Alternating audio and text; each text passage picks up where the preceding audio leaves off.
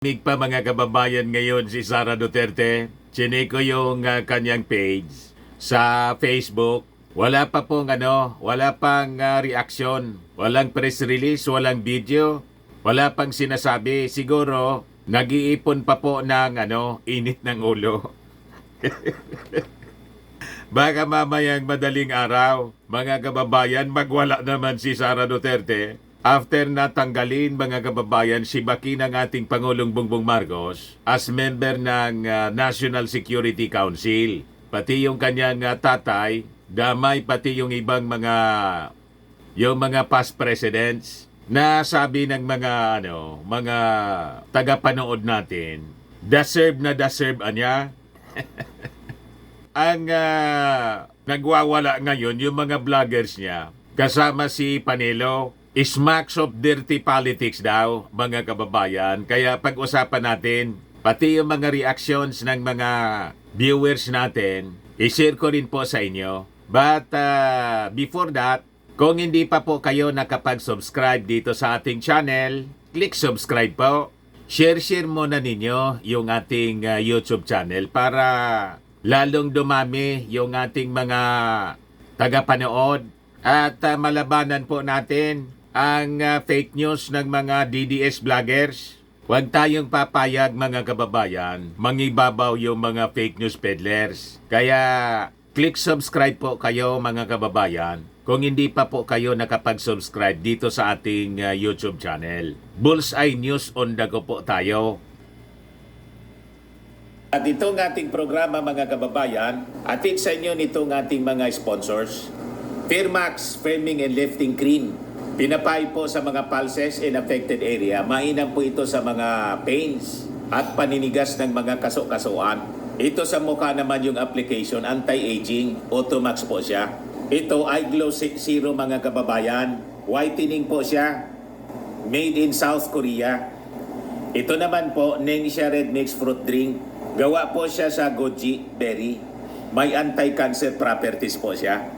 At sa mga nagana po ng malinis and spacious fitness gym, pumunta lang po kayo sa aming Colossal Fitness Gym.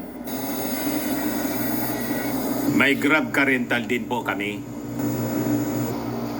At bills payment po sa aming office.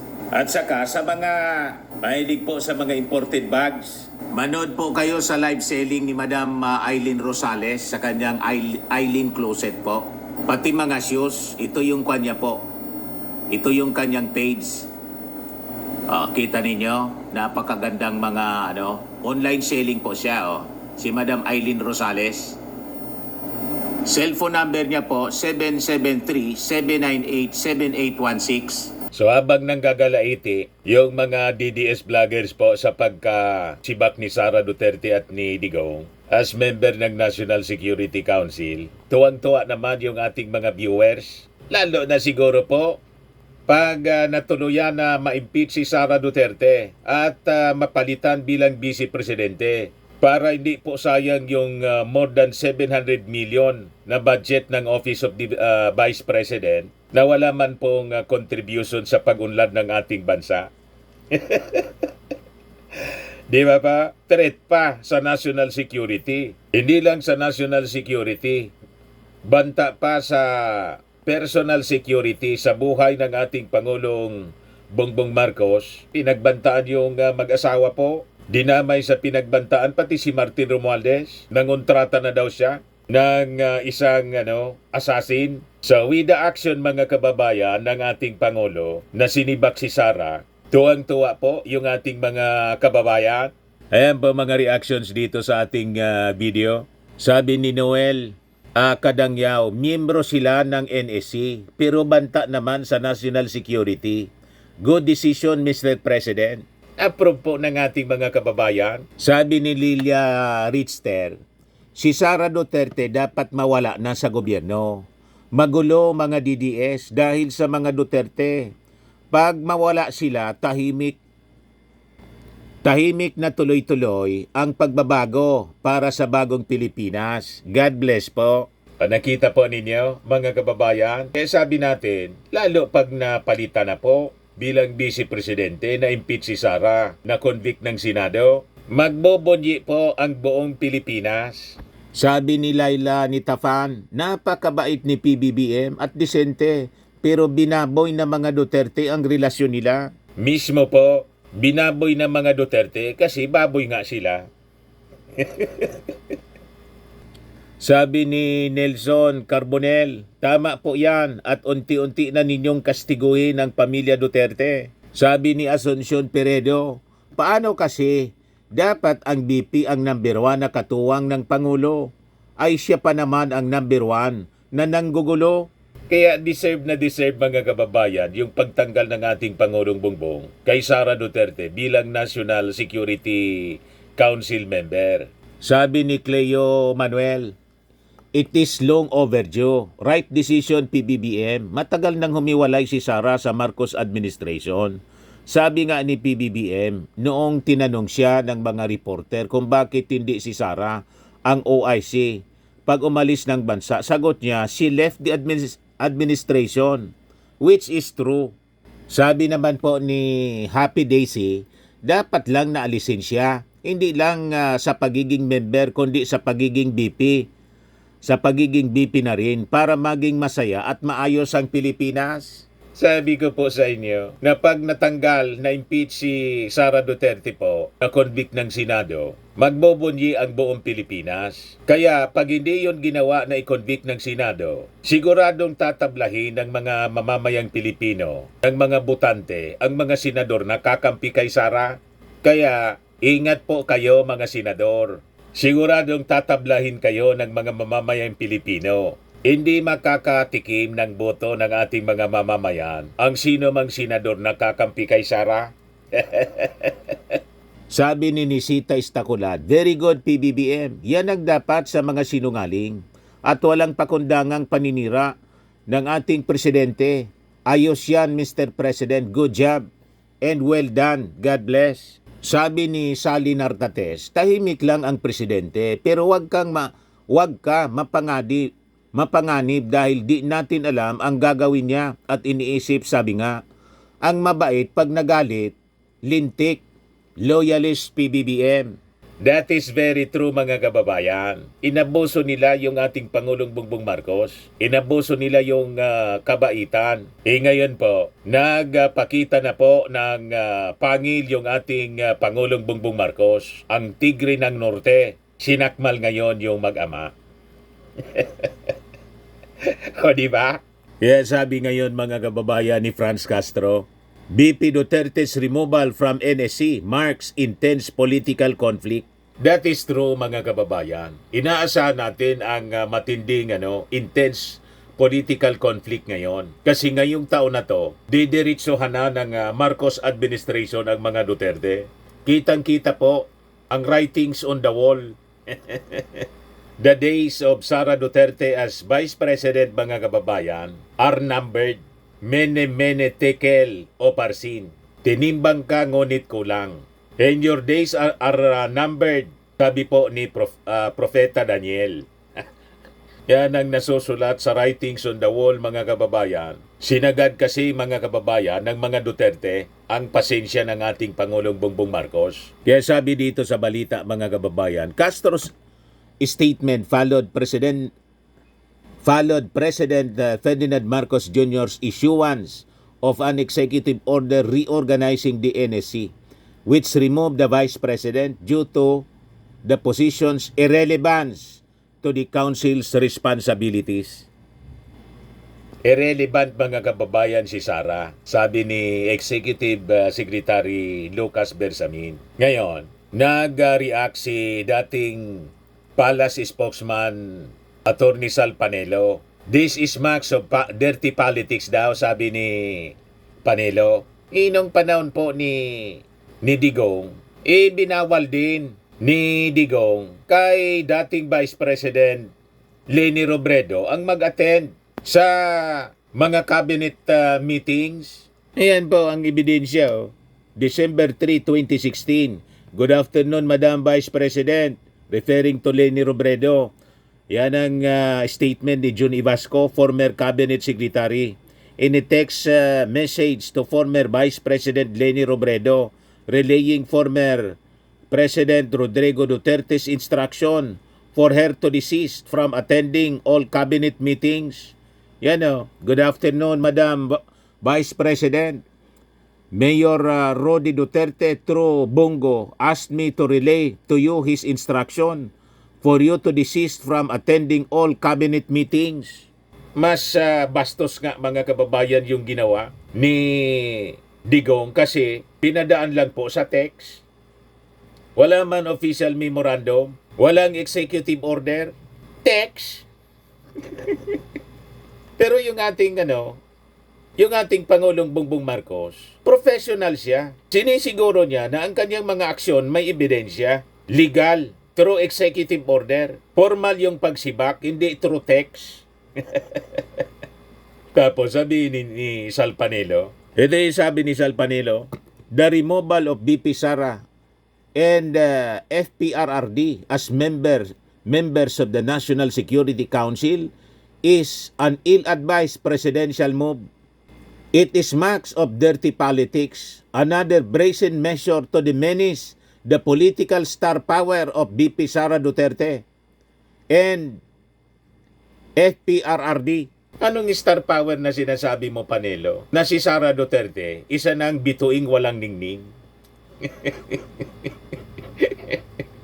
Wala na siyang star power. Kitang-kita sa mga results ng latest surveys. Pabulusok ng pabulusok. Sumasadsad ng sumasadsad. Super sadsad ang mga ratings ni Sara Duterte dahil sa kanyang masasamang pag-uugali.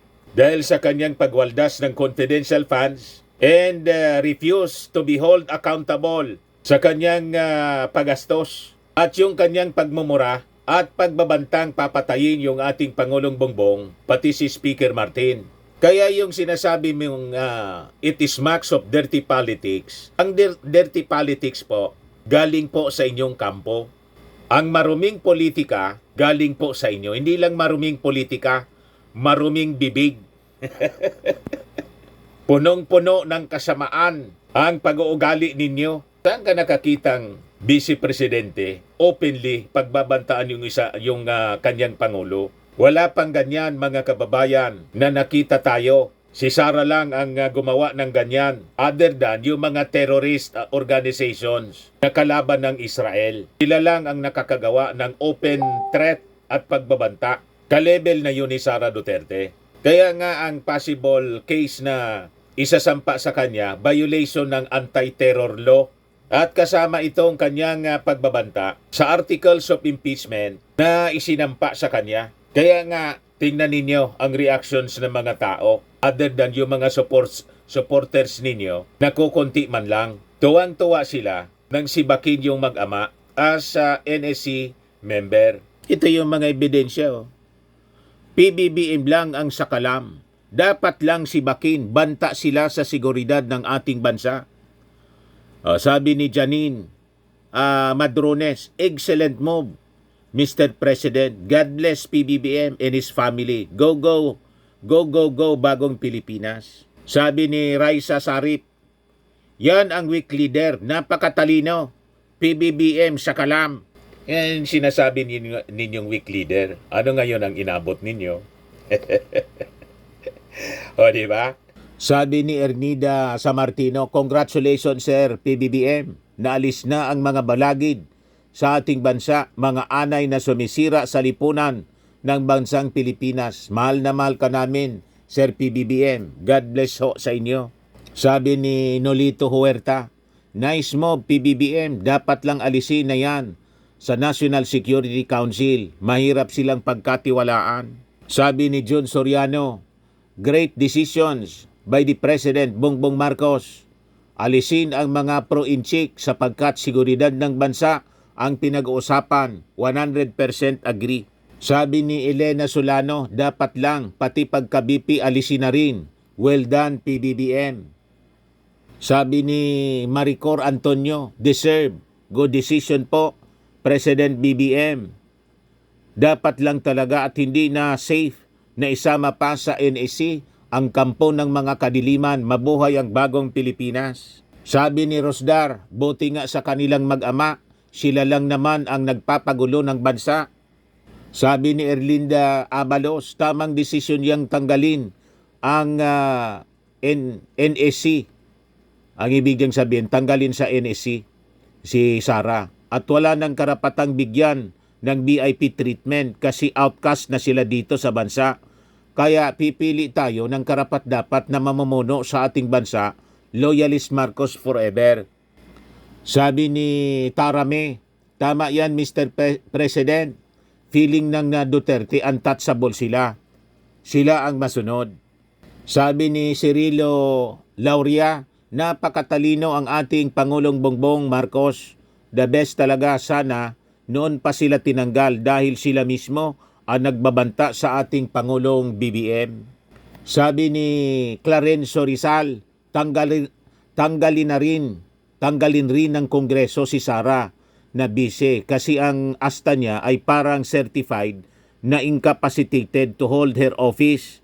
Ipalit si Martin as bise. Kung cured na sa 2028, baka pwede na siyang bumalik sa public office. Sabi po ni Winifreda Lakatan, tama lang, hindi sila pwede pagkatiwalaan. Delikado bansa natin. Hindi sila maka-Pilipino pro-China sa isip, sa salita at sa gawa. So, nakita ninyo mga kababayan, galit na galit ang ating mga mamamayang Pilipino na dati sumuporta bumoto kay Sara Duterte bilang Vice Presidente. Ngayon na inaway niya yung ating Pangulo at binantaan pa, tuwang-tuwa yung ating mga mamamayang Filipino na tinanggal ng ating Pangulong Bongbong Marcos si Sara bilang member po ng Security Council, National Security Council. At siguradong magbubunyi po ang buong Pilipinas pag tuluyan ng na-impeach na tanggal si Sara bilang Vice Presidente at palitan ng appointee ng ating Pangulong Bongbong. Pag nangyari yan, anyone from among the senators qualified po. Siyempre, ang pipiliin yan yung kaalyado ng ating Pangulong Bongbong or members ng Congress. Sa Kongreso po, ang pinakang magandang maging Vice Presidente, si Martin Romualdez. Then, sunod na presidente ng ating bansa, Martin Romualdez mga kababayan, para tuloy ang bagong Pilipinas. Kaya itong reaksyon ni Sal Panelo, walang kakwenta-kwenta po. Tulad ng kanyang sinusuportahang Vice Presidente, walang kakwenta-kwenta. Irrelevant, sabi ng Executive Secretary ni Lucas Bersamin. Sabi ng ating Pangulo, unimportant. Sabi pa ni Panelo dito, yung pagdamay daw kay dating President Gloria Macapagal Arroyo and Joseph Estrada in the removal was a pretense to obscure the targeting of Sara Duterte and Rodrigo Duterte. Anong pretense to obscure? Walang kailangang i-obscure. Talagang ito, lantaran ito na tinatarget talaga kayo. Kasama si GMA. Kayo yung mga magkakasabwat. Walang pretense dito. Yan sabi ni Panelo. The removal of GMA at ERAP in the NSC is to deodorize down the elimination of BP Sara at sa Kanidigong as members of the NSC to make it appear that the two are not being targeted. Anong make it appear na hindi targeted? Talagang ang target, si Digong kasi si Sara. Wala man ibang target. Nadamay lang siyempre si ERAP. Si ERAP naman po, irrelevant na rin yun kasi matanda na. Si GMA, kasabwat. So damay-damay na. Pero wala dyan walang pag-deodorize. Ito talagang blatant. Lantaran ito na pag-target sa inyo. Kailangan man takpan pa ng ating Pangulo ang mga pinagagawa ninyo. Lantaran ang ang plot ninyo. Unseat the President. Yan lagi ang bukang bibig ninyo. Huwag kami Panelo. Lantaran nga yung pagbabanta ni Sara sa buhay ng ating Pangulo. Ano pa man yung ipipretend ng ating Pangulong Bongbong? Sa mga naghanap ng malinis and spacious fitness gym, pumunta lang po kayo sa aming Colossal Fitness Gym. We also offer Grab Car Rental with our brand new 2023 model ng Toyota Innova. We also accept booking for those who are planning to travel via PAL, Cebu Pacific, and other airline companies, local and international, and bills payment for Meralco Bills, PLDT, Aleco Bills, etc. Ang Colossal Fitness Gym is located at 3rd floor Security Bank Building, Landco Business Park, Legazpi City, Albay. For inquiries, look for Chilon Maravillas. Contact number 0966-802-0949. Yan yung aming Innova. Lagi na pong matao sa amin. Pati mga foreigners po, tingnan ninyo. Mga British tourists sila. Ang lalaki ng katawan na, mga kababayan, nag-gym sa amin. Ito naman po, Indian National. Ito mga mga European sila. Ito naman yung bago naming product na binibenta online, iGlow Serum. Whitening po siya galing sa South Korea. Tingnan ninyo yung epekto sa aking anak na architect entrepreneur, Riz Maravillas. For inquiries, look for Riz Maravillas on FB. Ito naman po, Firmax Firming and Lifting Cream. Pinapahid po ito sa mga pulses and affected area. Mainam po ito sa mga pains at paninigas na mga kaso-kasuan. Ito po, Automax Radiant Serum. Sa mukha naman yung application. Anti-aging po siya. You will look 10 years younger than your age. Sa mga cancer patients naman po, baka lang gusto ninyo itong itry. Nengxia Red Mixed Fruit Drink. Hindi man po siya gamot, food supplement siya. Kaya lang, gawa siya mga kababayan sa goji berry. Yung goji berry may anti-cancer properties. Yung mga inquiries ninyo, dumiretso na lang kayo sa aming messenger sa Facebook para masagot namin agad. Ayos po. Ako po si Dante Maravillas. Bye-bye. God bless.